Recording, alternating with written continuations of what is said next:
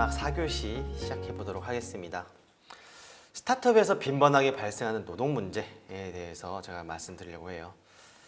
많은 스타트업들을 좀 상담을 해봤는데요. 진짜 이런 노동 문제 하나씩 터지면 정말 힘들어하세요. 처리도 못하시고 멘탈이 바사삭 무너지죠.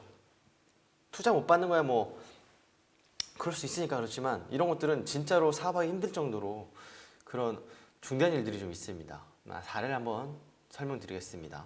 직장 내 괴롭힘과 직장 내 성희롱인데요. 이게 노동법에서는 직장 내 괴롭힘과 직장 내 성희롱이 거의 비슷한 구조로 되어 있습니다. 들어는 보셨을 것 같아요. 어떤 사례를 먼저 설명드릴게요. 웹 개발 분야 신입을 채용하는 후에 이 친구가 일을 굉장히 잘해요. 착실하게. 너무 좋다. 능력과 역량이 좀 높아 보여서 회사에서 교육비용을 많이 지급을 했습니다. 너 이 강의도 들어. 너 이 학위도 따. 연구해. 그래서 막 육성을 시켰는데 입사 1년 만에 상사의 직장의 성희롱으로 인해서 저 이제 그만두겠습니다. 사직서를 낸 거예요. 대표님 입장에서 황당하죠. 아니 이런 인재를 우리 S급 인재인데 상사가 직장에 성희롱을 했다고? 그 상사를 이제 직장의 성희롱에 따라서 이제 처리를 하려고 보니까 직장 그 상사도 부서장, 팀장도 사직서를 내요.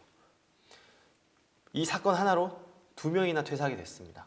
우리가 대기업처럼 뭐 3,000명, 5,000명 되는 데서 2명 퇴사하는 건 뭐 일상다반사지만 스타트업 10명 정도밖에 안 되는데 2명이 퇴사하면요.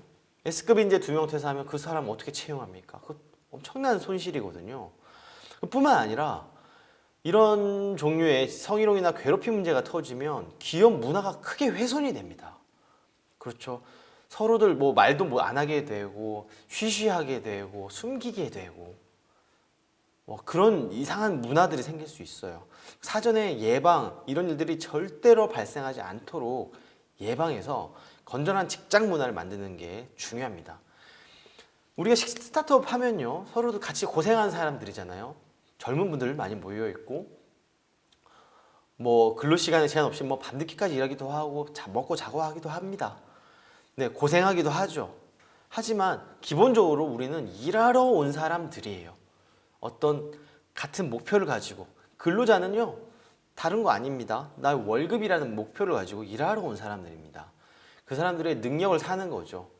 근데 일하러 온 사람들한테 일 외적인 것으로 괴롭힌다라는 거는 굉장히 심각한 일이에요. 그런 일들이 벌어져서는 안 됩니다. 그 사람의 성적 취향이나 성적인 부분으로 괴롭히는 것들은 있어서는 안 될 일일 거예요. 그런 사람들의 다양성을 존중해주는 것도 대표님으로서 가져야 할 덕목 중에 하나입니다. 이런 법률의 구조를 먼저 알려드리면 자, 직장 내 괴롭힘이나 직장 내 성희롱은요 피해자와 가해자가 있잖아요. 가해자를 처벌하는 법이 아니에요. 형법이 아닙니다. 가해자 경찰서로 보내는 거 아니에요. 많은 근로자분들도 잘 오해하신 건데요. 이 법은요 뭐냐면 직장에서 이러한 일이 발생을 했을 때 어떻게 조치해야 될 의무를 회사한테 부여하는 겁니다.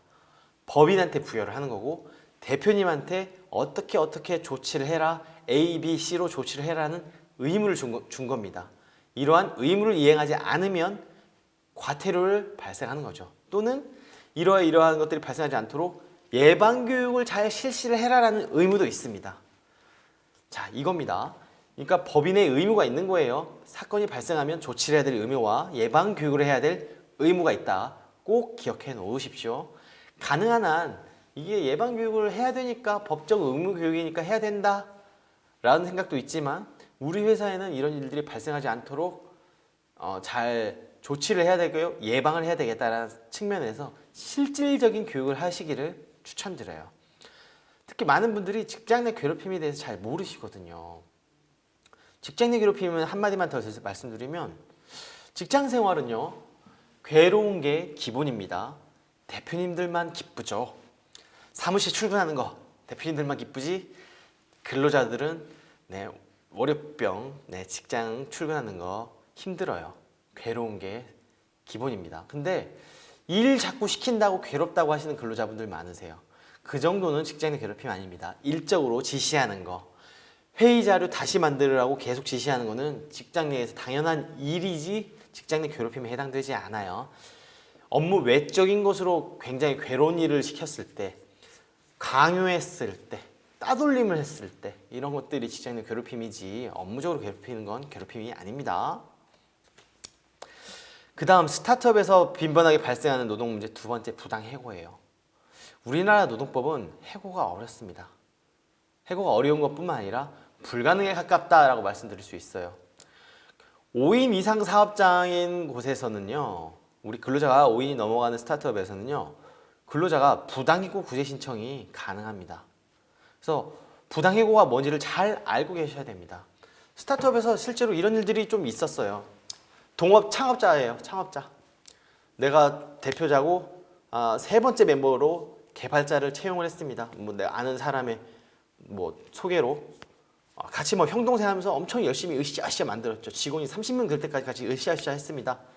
직함은 CTO였어요. 임원이었죠. 그리고 주식도 줬어요. 등기는 되지 않았습니다. 단 월급도 받았고 4대 보험도 가입되어 있었어요. 안 맞았어요. 나중에 트러블이 생겼어요. 뭔가 안 좋아서 이분하고 헤어져야 되는데 아름답게 이별하지 못했어요. 임원 해임 통보를 한 겁니다. 근데 임원 해임 통보 법률 변호사의 조언을 받아서 임원 해임 통보를 했지만 이 사람 근로자거든요. 부당해고 구제 신청을 가서 서로 길고 긴 싸움을 했습니다. 길고 긴 싸움을 해서 결국 회사가 져서 엄청난 비용을 물어줬어요.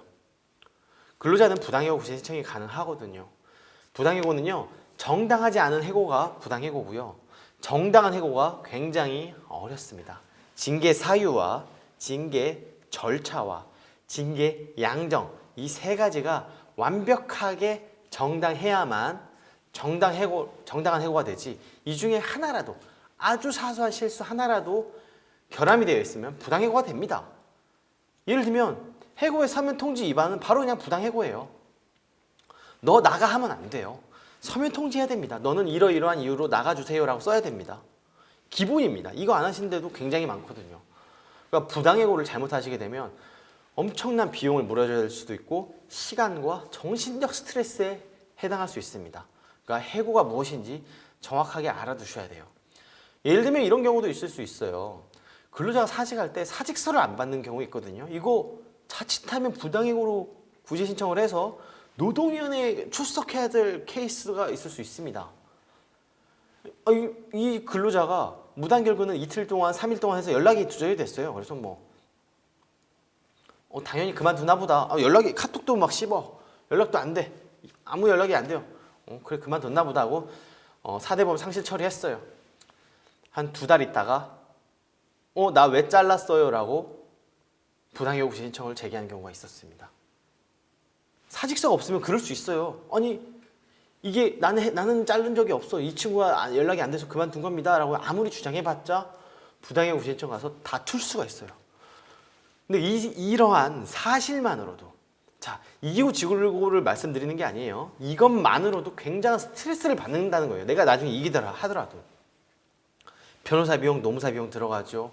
노동위원회에 분류 들어가서 소명을 해야 된다는 것 자체가 스트레스를 받기 때문에 반드시 알아두셔야 될 점, 근로자가 사직을 할 때는 반드시 사직서를 쓰셔야 된다는 점.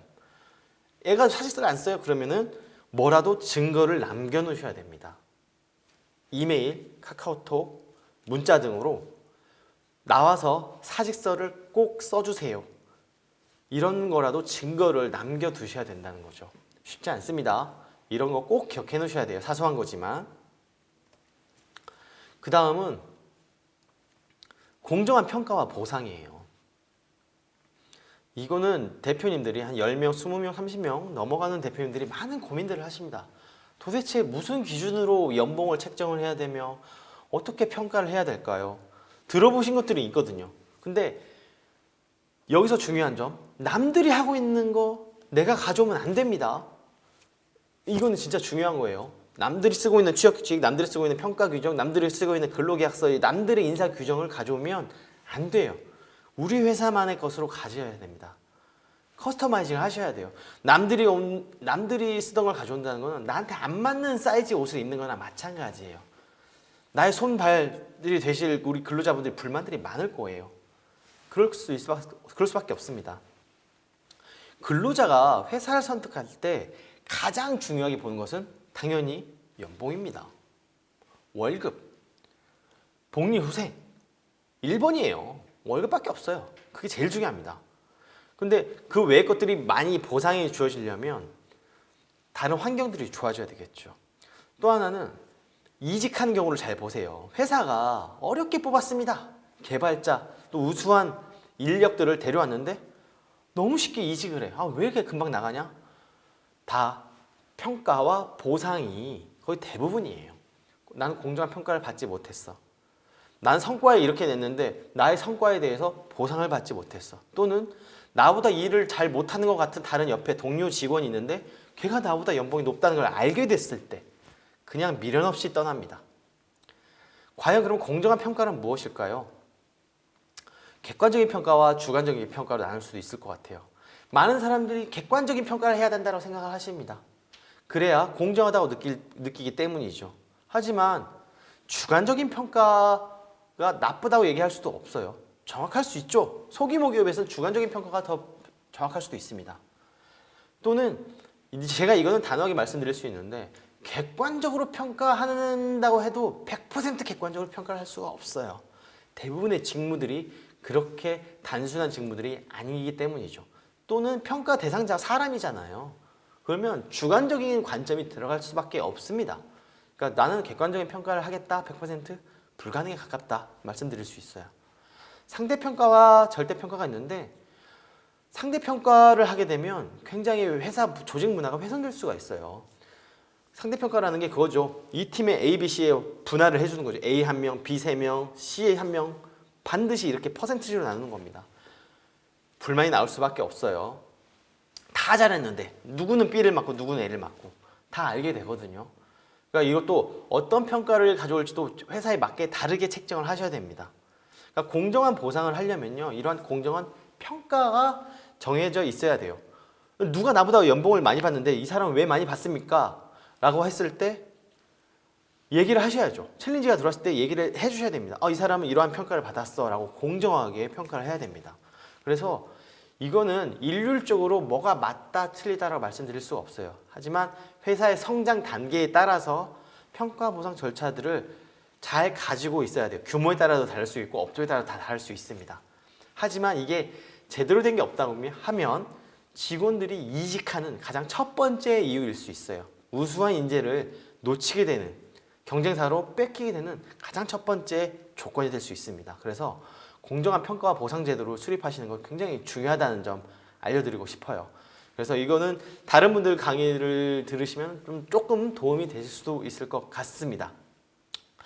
마지막으로 한 가지 말씀드리면 저는 이걸 말씀드려요. 이직하는 근로자들하고 인터뷰를 꼭 해보세요. 도대체 왜 우리 회사를 떠나십니까? 퇴사하신 이유가 무엇입니까? 근데 그때는 얘기 안 하는데 나중에 한 일주일 뒤에 구글 폼이나 네이버 폼으로 보내세요. 메일로 답변 바란다고. 무기명으로 받으셔도 됩니다. 그러면은 굉장히 유의미한 결과를 얻으실 수 있을 것 같아요. 우리 회사에 어떤 부분이 좀 부족한지 알게 되실 수도 있거든요. 그래서 이직자 인터뷰 중요하다는 점 마지막으로 알려드리겠습니다. 그럼 저는 이상으로 강의 마치도록 하겠습니다. 감사합니다.